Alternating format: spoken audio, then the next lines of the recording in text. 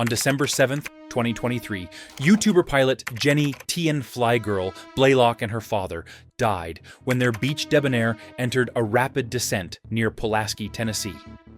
Investigators recovered 2 cockpit video recorders. What they reveal may rewrite this story entirely. Jenny Blaylock, 45, departed Knoxville Downtown Island Airport, DKX, on December 7, 2023, with her father, James Blaylock, 78, in a Beechcraft 35 C-33 Debonair, tail number N5891J. The plan was a VFR cross-country to Saline County Regional, SUZ, in Arkansas. Weather across Middle Tennessee was visual. Clear skies, good visibility, light winds. Knoxville Departure Control provided flight following, optional radar advisories for VFR traffic, and handed the flight off as it moved southwest across the plateau. ADS-B data shows a normal climb and cruise segment before small heading corrections west of the planned route. Near Pulaski, roughly 60 miles south of Nashville, the aircraft's track begins to vary, with altitudes stepping between 5,000 and 6,000 feet. Radio exchanges remained routine until 2 handoff calls later went unanswered. Minutes later, the Debonair began a high-rate descent toward wooded hills north of Interstate 65, where first responders located a compact debris field nearby. Jenny Blaylock wasn't just a Knoxville business owner. Online, she was TNFlygirl, chronicling late-in-life training in a classic Beech Debonair. Viewers followed certificate milestones, cross-country planning, and the small victories that make aviation sticky: perfect center lines, first solo in type, avionics upgrades. Friends describe her as methodical and upbeat, often flying with family, including her father, James. The channel sat around 15,000 subscribers, modest by YouTube standards, but deeply engaged. Comments read like a flying club, with checklists, weather tips, and encouragement. She also ran a reclaimed wood company, the sort of hands-on work that dovetails with airplane ownership and maintenance culture. That mix, entrepreneurial grit and student pilot humility, made her relatable, and it frames why this loss resonated beyond East Tennessee widely. The Debonair departed Knoxville, DKX, late morning, climbing normally and settling first around 2,500 feet MSL, then stepping up to roughly 6,400 feet as it tracked southwest. Controllers issued routine traffic advisories. West of the intended course, ATC noted the drift. The pilot acknowledged a correction. Nothing in the exchanges suggested an emergency. At approximately 10:19 a.m., CST, the data trace, starts to look uneven. Altitude and ground speed begin to oscillate between about 5,300 and 6,400 feet, with modest heading changes. Controllers attempted a handoff to the next sector. Twice, the calls drew no reply. That silence does not by itself signal distress. VFR flight following is workload permitting, but it marks the first clear break from the earlier cadence. Near 10:57 a.m., the airplane descends toward 4,300 feet at around 140 knots ground speed, then climbs again to about 6,050 feet. Here, the energy picture shifts.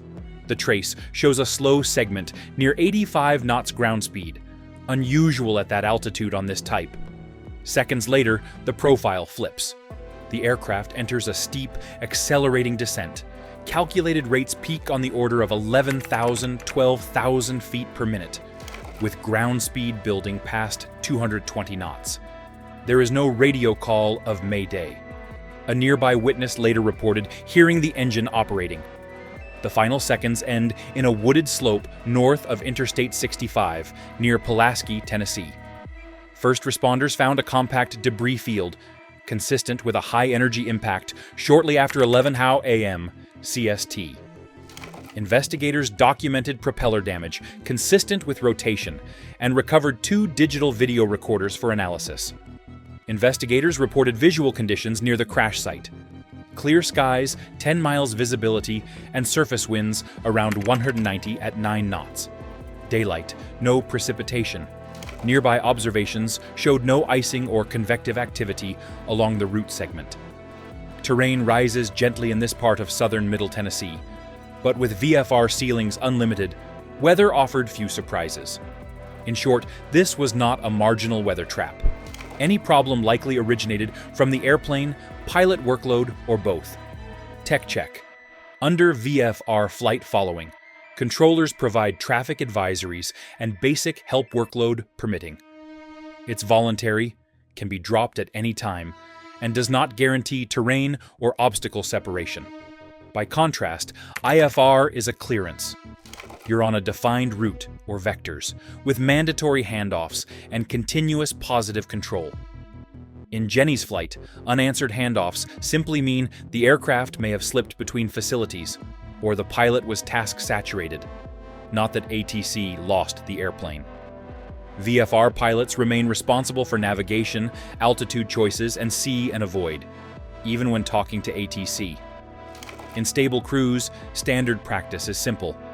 Hold altitude, trim, monitor engine and navigation, and acknowledge handoffs promptly. The Debonair's trace diverges from that baseline. We see extended altitude and speed oscillations, hundreds of feet up and down, followed by an unusually slow segment near 6,000 feet, and then a sudden high-energy descent.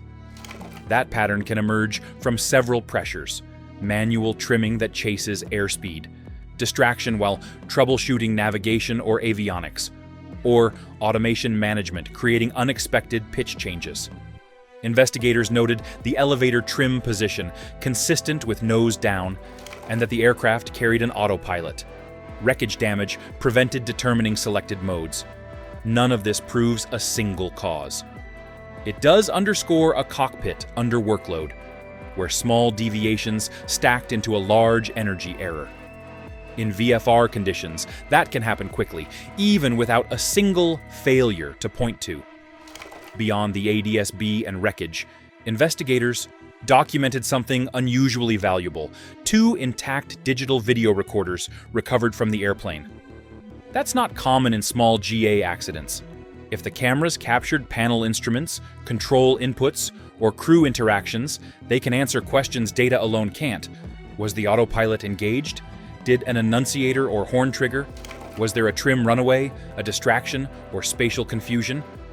As of the preliminary report, the NTSB had retained the devices. No public footage or transcript has been released, and no probable cause has been issued.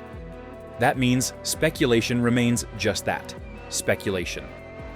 But the presence of synchronized cockpit viewpoints could allow investigators to align what we see on screen with the ADS-B trace second by second, clarifying the slow segment, the missed handoffs, and the final dive.